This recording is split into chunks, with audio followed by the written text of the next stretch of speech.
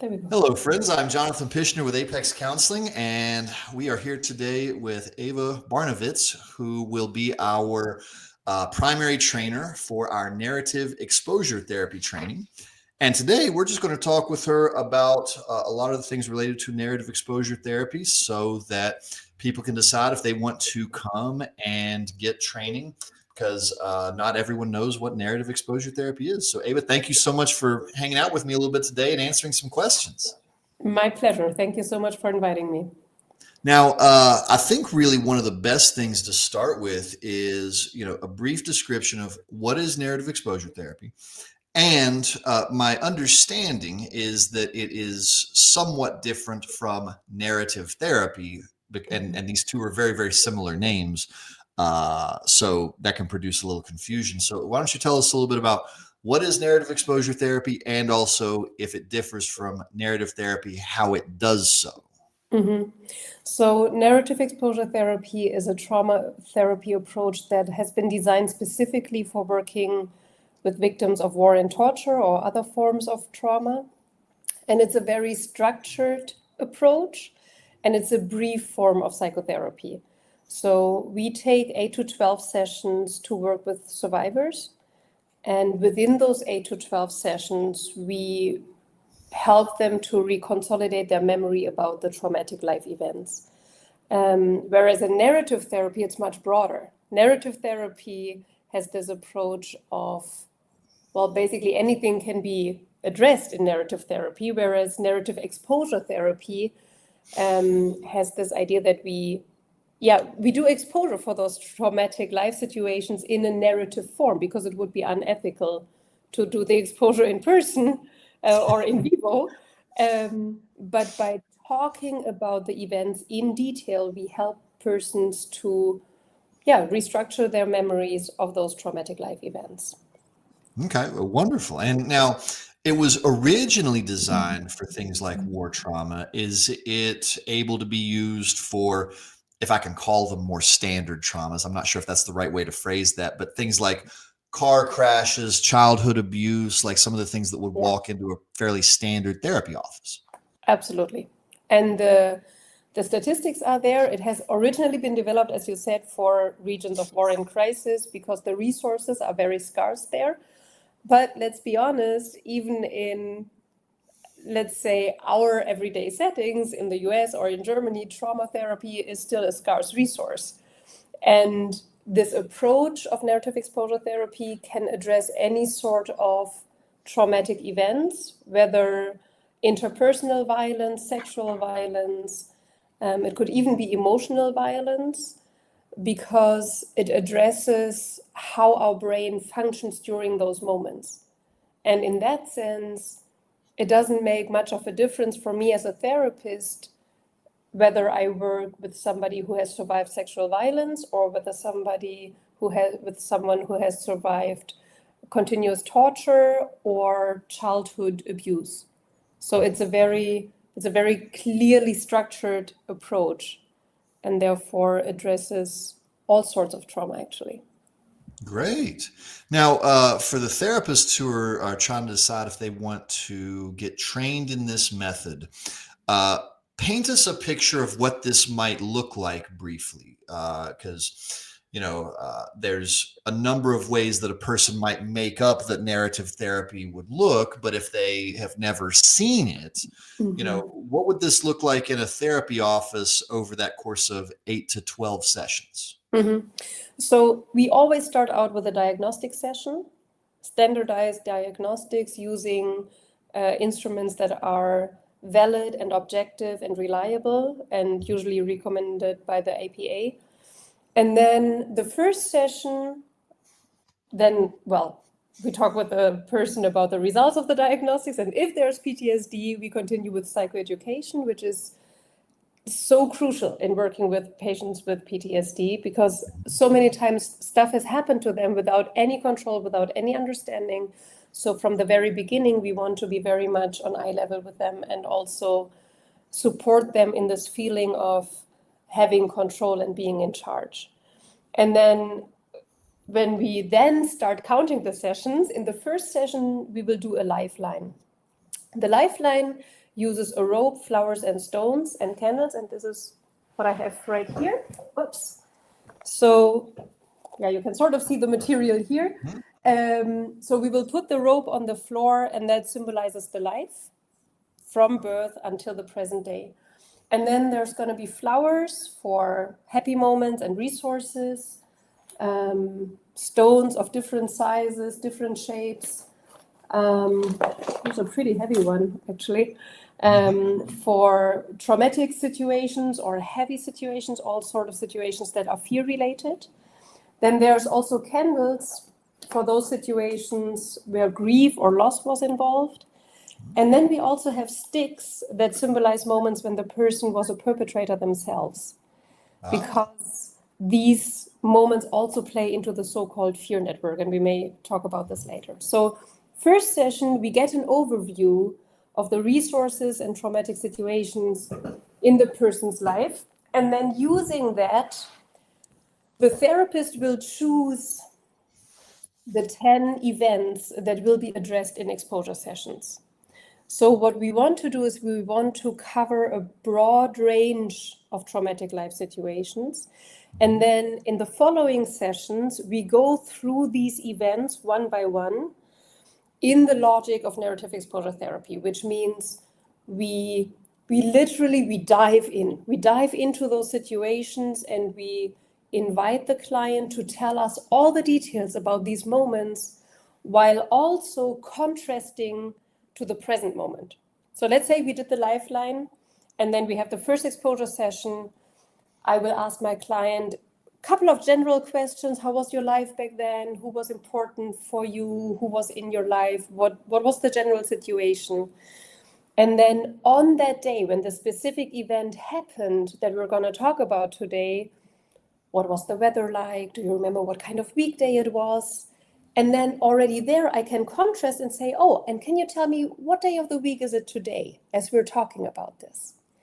And then we dive back into the memory, and every event has this sort of starting moment, the so-called hotspot, where the fear was at a peak, and then there's also always an end. And what we do is we go through this fear curve with the client. And in this moment, when it starts, when, sometimes it's something felt odd or something was different than it should have been. For this moment of the peak of fear, and then also this moment when the person realized, for today it was over, for now it was fine. For these moments, we want to get all the details. All the details means all our senses. So what did I see? What did I hear? What did I think? Those are the cognitions. Then also the emotions, and then also the body perception. What was happening in my body? And while we're talking about this, anytime I'm contrasting, in order to avoid dissociation, because this helps the person to restructure their memory and connect it back to the so-called cold memory, which is the memory about time and place. Where did it happen and when did it happen? So by contrasting, I always put my finger on, so this was in the past. How is it now? So back then your heart was pounding. How does your heart feel right now? So we go through one event in a session. And while we're doing this, I am taking notes. So then after the session, I will write down the story. And in the following session, I will reread it to the client. The reason being, then we have this so-called habituation effect, which is the more often you get exposed to a fear-related stimuli, the less intense your fear response will be. This is used in any kind of exposure therapy, actually. It can be used for panic attacks. It can be used for a lot of fear-related topics. And so by reading this to the client, the fear curve, this is why I'm doing this motion. Yes. The fear curve that at first was like this, in the first exposure, goes like this. Then there's a small, maybe 5-minute break in the session. And then we do the same thing for the following event. So in one session, in the first session, we only do only the lifeline. Then the second session, the first exposure session, will be only an exposure.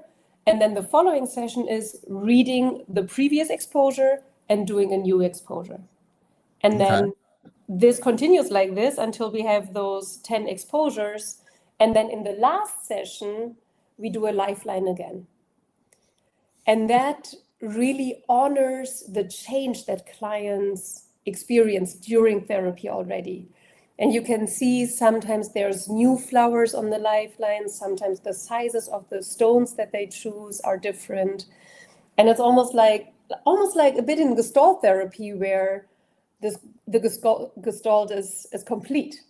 And that's part of the therapy that's not, so the lifeline does not have any impact on the PTSD symptoms. So that's important to know. Whereas the exposure sessions, that's actually where we have an impact. So let me summarize pieces of that back, because you have the lifeline, and there's a piece of it that I love because I knew about the flowers and stones. The sticks I didn't know about, and there's something about that I love, because having that present, and especially since you already have your like bowl of representations there, having them already present there really normalizes that hurt people sometimes hurt people. Yeah. Even though like they oftentimes would not wish to and don't intend to. I love the normalization of that. So you do the lifeline, and then, well, I skipped the diagnostic session entirely in my summary, didn't I? So diagnostic session, lifeline, and then whenever you do the first exposure, one of the things I'm curious about in the next session, you do the read back of the first exposure. And then in the next session after that, is that first exposure set aside until the end? Okay, so it's not like a building snowball of re-exposures. Okay, and then since there's the diagnostic session with formal instruments, is there a post-test to see difference in symptoms at all, or how does that work? While I was working at this research institute, we did exactly that. So we would do the pre-test, we would do the post-test immediately after therapy, then 6 months after therapy, and up to 2 years after having finished the treatment with narrative exposure therapy. Immediately after finishing the narrative exposure therapy, there is not a huge drop in symptoms. That's important to know for the therapist as well as for the client. However, 6 months later, there is a big drop in the PTSD symptoms, and this stays low. So it's not that the symptoms are then going to build up again, but the PTSD has been treated effectively. Now, I think this is very important for the therapists and the clients to know this during therapy, and also to share this with the clients in the psychoeducation session, because otherwise they will say, well, I still have nightmares. I still get triggered easily. I still get angry so easily. Your therapy isn't working. And then it's important to know that it's our neurobiology that just needs time. Our brains need time to rewire. And 6 months is a pretty stable effect that we found in numerous studies. Yeah, so it needs time to flush out, and then the downstream effect is that the symptoms are reduced. Right. Which in a way kind of makes it perfect for a lot of therapists, because we treat the traumas. Probably we're still doing other therapy for cleanup anyway, so we'll still be with our person once the trauma symptoms have reduced. So we'll already be in a position to do a retest if, for those who like to do formal instruments. Right. Yeah. And let me add to that. So if you decide to do narrative exposure therapy, it can be very helpful to have this agreement with the client that within the next 8 to 12 sessions, we will do narrative exposure therapy. Because if we don't do this, if we do not provide this clarity and this structure, then avoidance is going to kick in. And then the clients are going to say, oh, I've had this really bad fight with my neighbor. And then all sorts of things happen. And of course, it's important to really validate that and ask the client, now, let me ask you, is this really what we need to talk about today? Or is this your avoidance kicking in?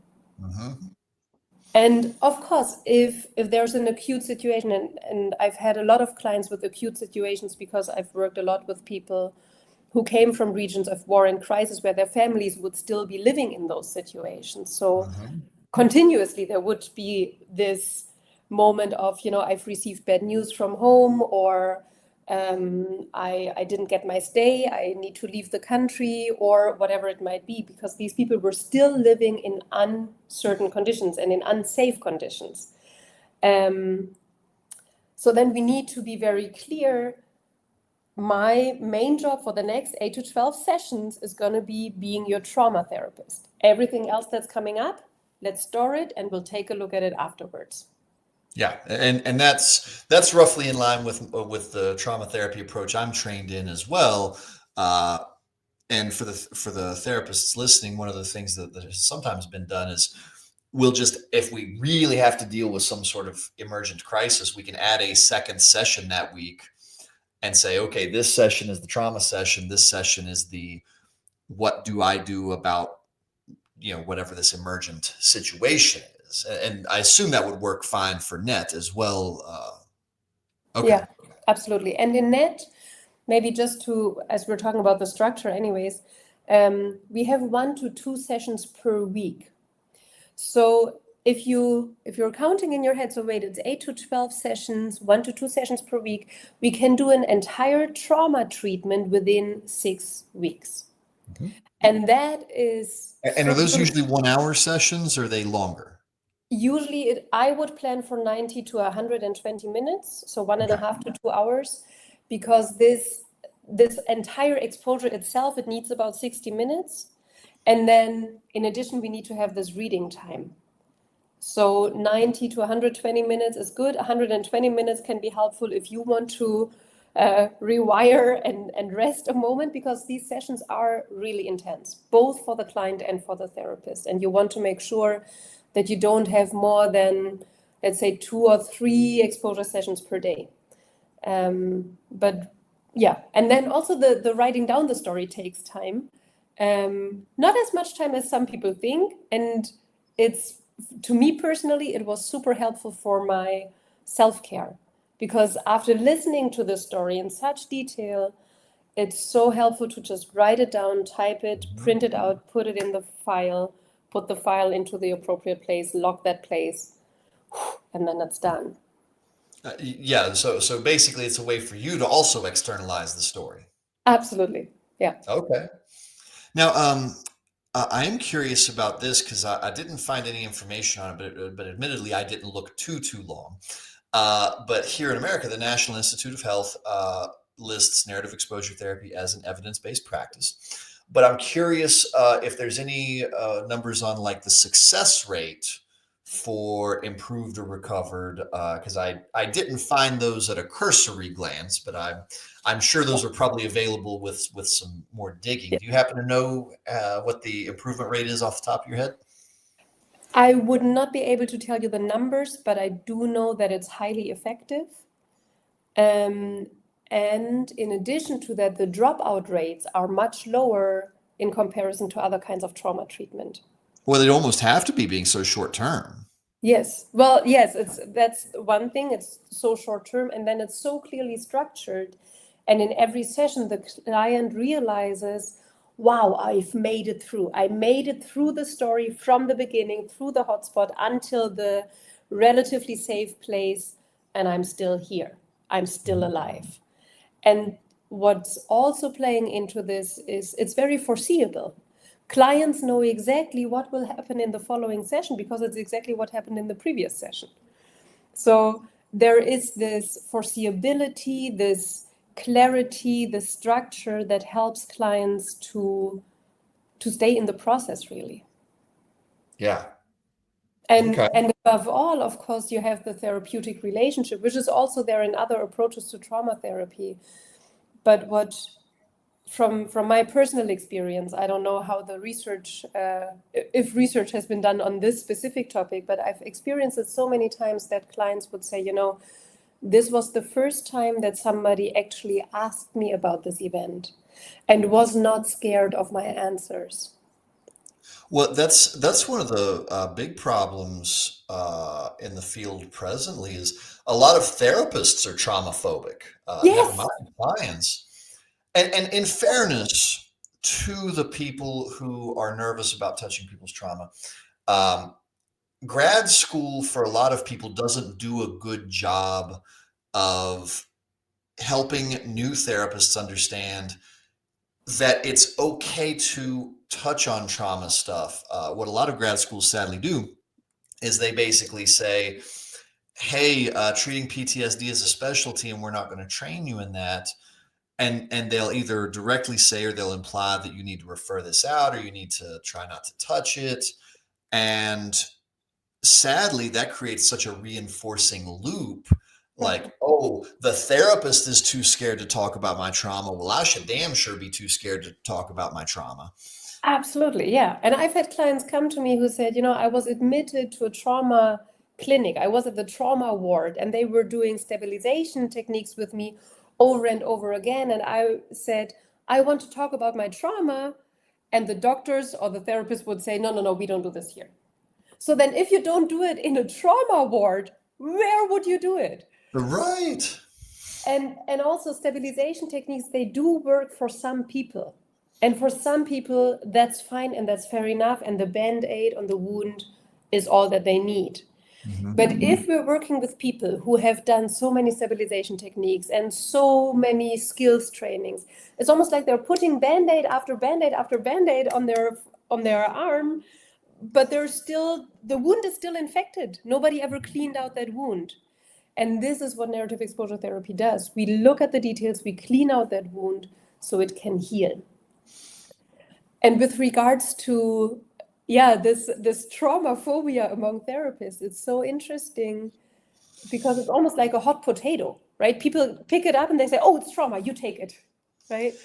And because of the trainings that I've received and because of the working history that I have, to me, PTSD is really one of the most defined and clearest problems that people can present, because it's so clear what's happening in the brain, what's happening in the body, and now what does the person need? And what they need is to arrive back in the present moment and clean up the mess from the past. Yeah. Now, and you've said something wonderful there, and I'm curious about it in terms of narrative exposure therapy, because you said basically that PTSD treatment in its way can be relatively simple. And even though it's not easy on either the therapist or the client necessarily, say a little more about, because I think a lot of people are very afraid, a lot of therapists especially are very afraid that they're going to screw up their client worse. And I'm curious, like, is that a real thing? Like, because in my head, I look at narrative exposure therapy and I'm thinking, wow, this is a methodology that would be extremely hard to mess up and extremely hard to harm your client with. But you have more experience with this method than I do, so I'm curious about your opinion on So that. let me use this whiteboard for a second. So because there are ways how you can mess it up. So let's say we have the storyline, and here is the fear, and there it goes down again. So this is the hot spot, the worst moment, this is when it started, and this is when it ended. What we never want to do is finish a session in the hot spot. So just in the moment when the client is talking about the moment when the car crashed into them and they could feel their bones breaking, and then we look at the watch and we're like, oh, sorry, now we need to finish the session. Because in this moment, the fear network is super activated. There's all that adrenaline and the cortisol and all these stress hormones. If we have to stop the exposure in this moment, this is how you would mess it up. But as long as you safely guide the client through this story until this relatively safe spot where they felt safe or where they knew the worst part was over, then it's fine. And it's easy because you're always asking the same questions. And that's what we will be doing in the training, to train people to ask the same questions over and over again. It's almost like a mantra that you're asking the questions, because what you're asking for in these moments is, okay, so in this moment, what did you see? In this moment, what did you hear? In this moment, what did you taste? What did you smell? What did you feel on your skin? Ah, okay. So then what did you think in that moment? What emotion was present in that moment? And what happened in your body in that moment? Then you contrast it with the present moment here and now as we're talking about it. And then you ask, so what happened next? In that next moment, what did you see? What did you hear? What did you feel on your skin? And so on. So that's why it's so simple, because we do not need complicated techniques or complicated structures of questions. It's really a matter of being brave enough to take the lead and to dive in and to provide that safe connection. And by guiding the client through this process, it's a very directive approach. So people need to be able to interrupt their clients. So another thing that people hopefully don't do, regardless of whether they're working with narrative exposure therapy or any other kind of trauma approach, is hopefully they're not letting their clients talk themselves into a flashback or into a dissociation. So one of the most important skills is to interrupt the client and really do almost like a training with them, that they only answer your question. What did you see? What did you hear? What did you taste? Yeah. So it's So basically, if I say this back to you, because if the fear is, oh my gosh, I'm nervous about getting into trauma therapy, I'm going to hurt my client. It sounds like there's 3 pitfalls, and if you know those 3 pitfalls, then you're going to be just fine. Number 1 is make sure the therapist is leading the session and not the client. So like actually get them into it so you have plenty of time for the following action. Time management, make sure you are not getting sucked into the story and you have your one eye on the story, one eye on the clock to make sure that you have plenty of time to wrap it up. Or if something goes wrong, because in your diagram there you had 2 safe points.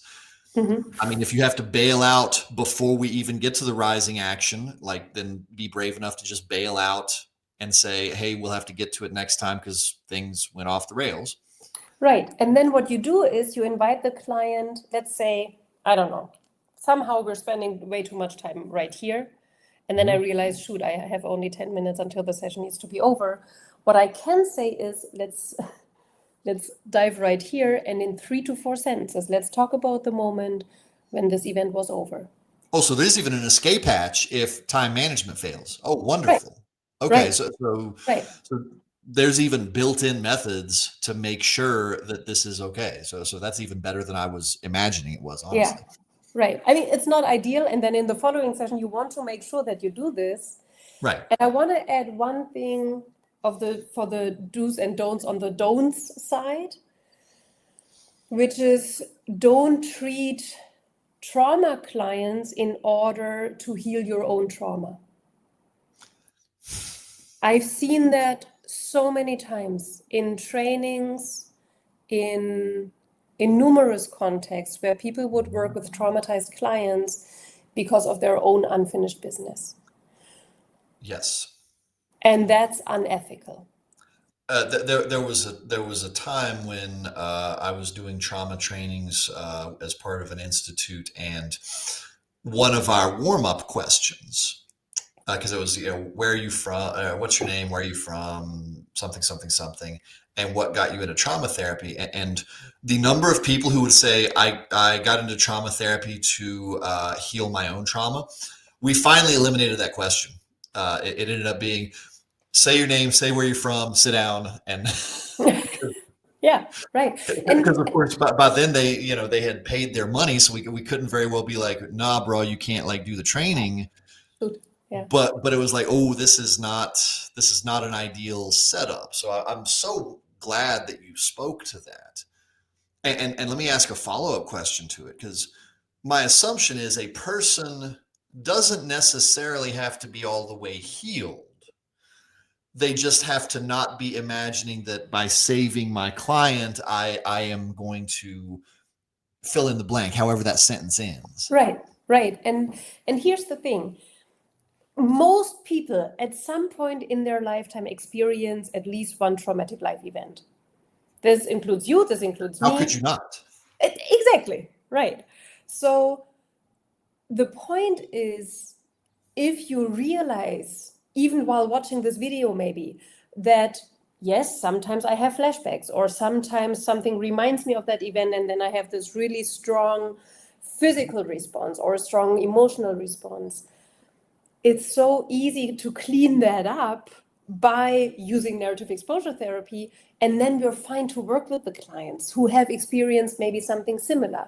Because as long as I have reconsolidated my own memory and really taken care of my own experiences, I can be fully present. But if we're talking about something and I start to play my own story in my head, I'm not present for my client anymore. Right. And that's how people can really mess up PTSD treatment. Yeah. Yeah. Yeah. So I always like to ask this question of anybody I'm ever talking to, because we're basically letting people know about narrative exposure therapy so they can decide if they want to get trained. What's something you would want people to know about that I haven't been smart enough to ask about yet?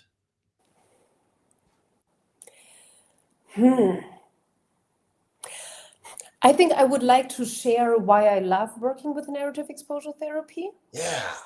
Because it has such an impact. And there are very few different types of experience where I felt so humble about the work with my clients. And those moments when people finally, for the first time, are able to share their stories, to find the words for what has been done to them, for what they experience, and to hold that space. Even if I'm talking with you right now, I'm getting goosebumps because this is such pure healing. And the essence that we're working with is human existence, and helping people to be present again has such a huge impact on their communities, on their families, on their workplace. So we are breaking the cycles of violence as well, in a very, I want to say, non-intrusive way. So we're not walking in and taking children out of the family, which sometimes is necessary, unfortunately, but we are helping parents to be present in the moment and not be caught up by their past experiences. And it's something that connects us as humans worldwide. And this is why these trainings that I've done in Ukraine or in Syria or in Kurdistan, all of these places, we are all human.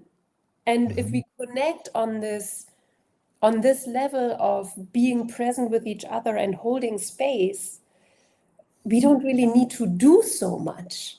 It's really about being there and witnessing the narration of what happened.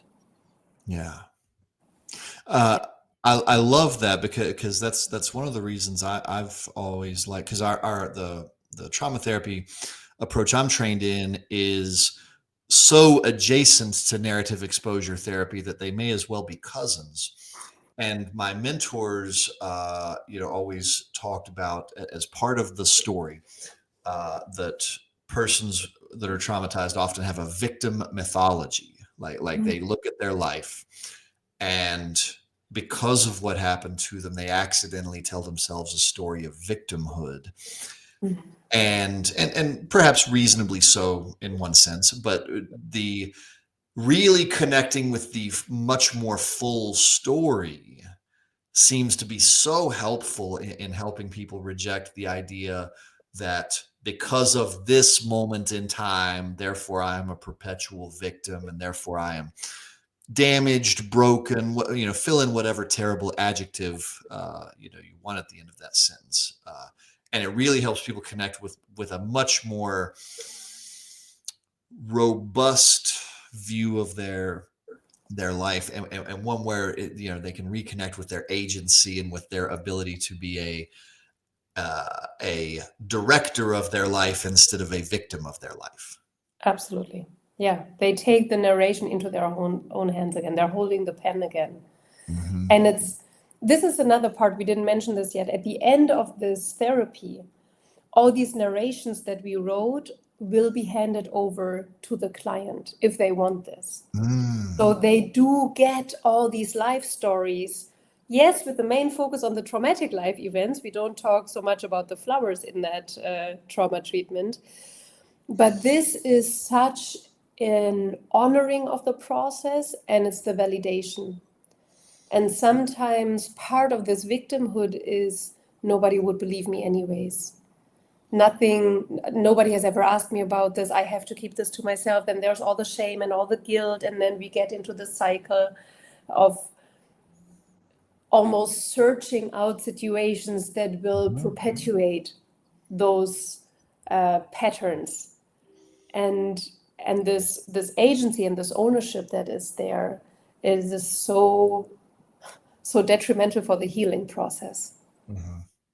And it's interesting. I've worked with some clients who don't know how to read, but they said, anyways, I want to have these stories. Because I want my children and my children's children to know where they came from and what happened. Wow. And then other clients sometimes would say, I would rather not have these stories because it's too dangerous, because maybe I live in an environment or in a political context where if anybody would find these stories and these parts of my life, I would suffer detrimental consequences. Yeah.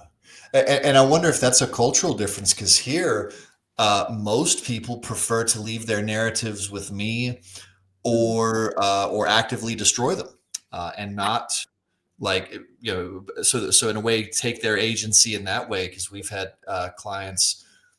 We've done ceremonial burnings of the narrative. I think at least once we dissolved one in water. Some people, just say, "Hey, go throw it in a drawer," because that's not me anymore. So, and in a way, it's almost like a dismissing of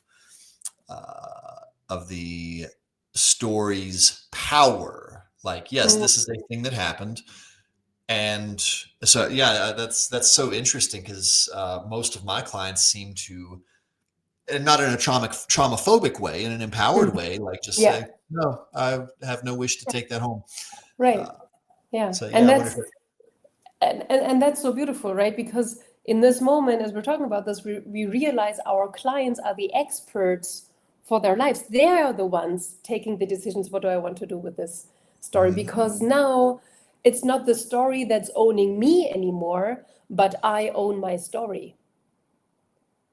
And this decision of what do I want to do with this, wonderful. And if it's burning it or doing anything else with that, perfectly fine.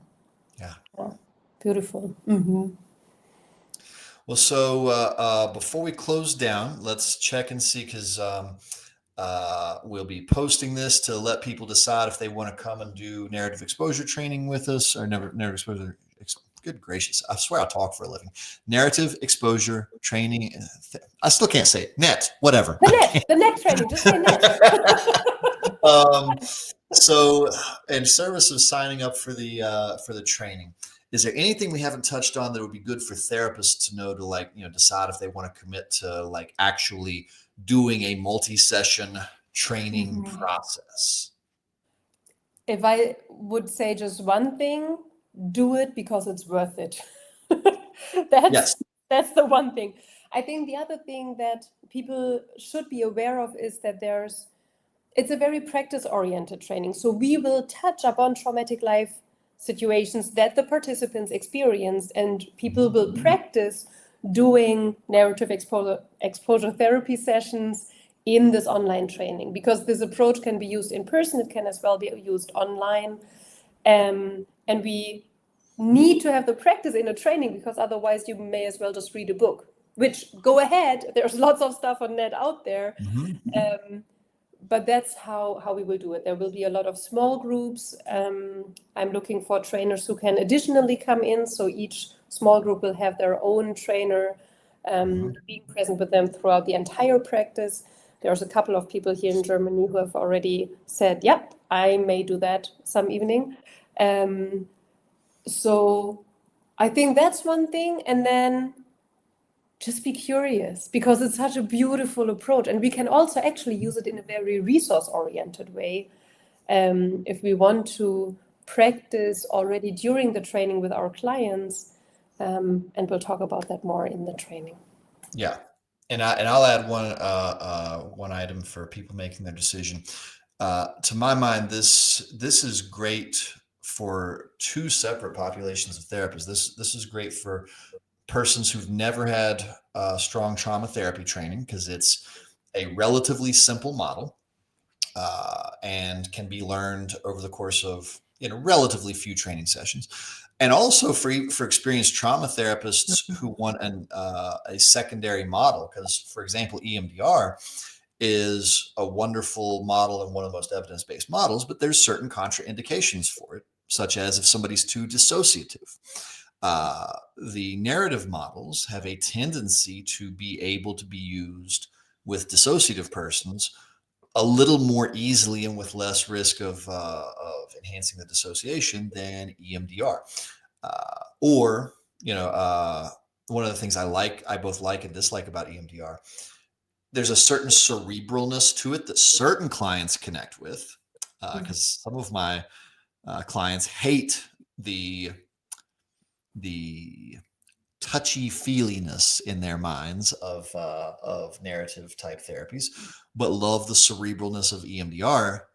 But some people are turned off by that cerebralness and something that is a little more, what would be a good adjective? A little more intuitive, perhaps. That's not my favorite word for that, but that's. Well, I'm not sure if I have the right word, but let's just say telling stories is the oldest way for human beings to transport information. So that's a much more elegant way to say that. Yes. I don't really know the right word in English for that, but it's maybe innate. Would that be the right word? Let's not get hung up on it. I think people know what I'm saying. Yeah. Well, thank you so much for talking to us about this for a few minutes. We'll get this posted up and people can decide if they want to come and hang out and do some training with us. It will be somewhat limited spots because since we have so much of a focus on practice, we can't have 75 people attend the training. It's going to be closer to 12-ish will probably be about where the cap is. So, if you feel like you want to come and learn some trauma stuff, we would absolutely love to have you. So thank you for joining us, Eva. Thanks for having me. Bye.